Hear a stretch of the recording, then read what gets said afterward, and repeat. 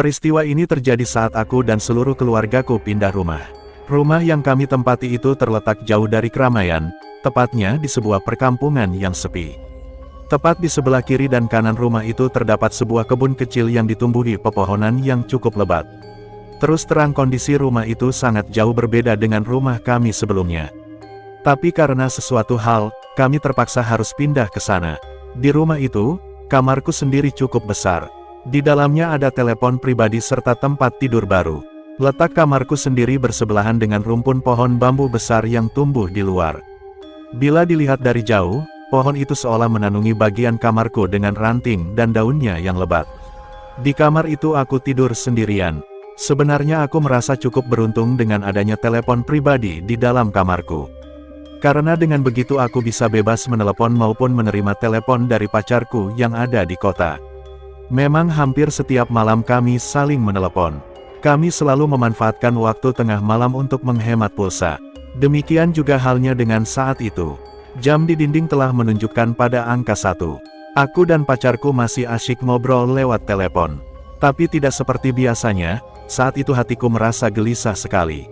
Aku merasa seperti ada yang mengawasiku dari luar kaca jendela. Kebetulan kaca jendela kamarku langsung berhubungan dengan keberadaan pohon bambu besar di luar. Karena takut ada apa-apa, aku akhiri saja pembicaraan dengan pacarku. Hatiku semakin tidak tenang manakala terdengar suara berisik dari arah luar kamarku. Suara itu seperti suara nafas orang yang terengah-engah karena kelelahan. Aku memberanikan diri untuk melihat keluar. Tapi anehnya, setelah aku lihat ternyata tidak ada apa-apa. Lalu kututup lagi tirai jendela itu. Anehnya, begitu kututup suara itu kembali terdengar lebih keras. Hal ini jelas membuatku semakin takut.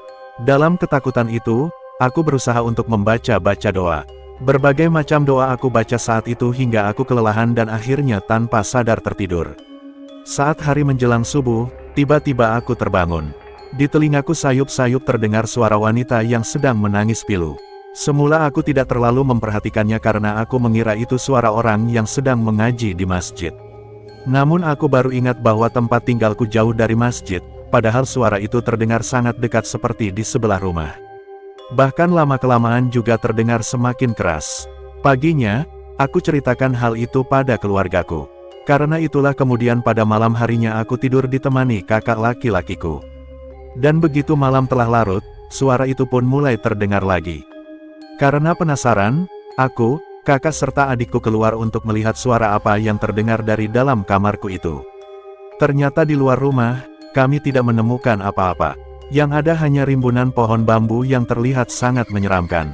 Kami pun kembali masuk ke dalam rumah sambil memendam rasa penasaran. Bahkan bukan hanya suara orang menangis saja yang terdengar, tetapi suara seperti orang yang mengaji juga terdengar manakala menjelang waktu subuh. Padahal waktu kami cek keluar juga tidak ada apa-apa. Demikian pula saat kami mengecek di masjid terdekat.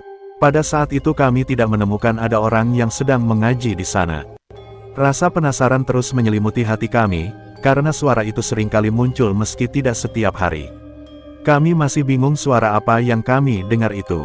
Dan dari beberapa cerita penduduk di desa itu, kebanyakan mereka mengatakan kalau rumah yang kami tempati itu sangat angker. Sejak dulu tidak ada orang yang berani menempatinya. Karena itulah ibuku senantiasa menyuruhku untuk berdoa, agar Tuhan selalu melindungi kami. Tapi beberapa waktu kemudian akhirnya kami pindah juga dan kembali ke rumah kami yang lama.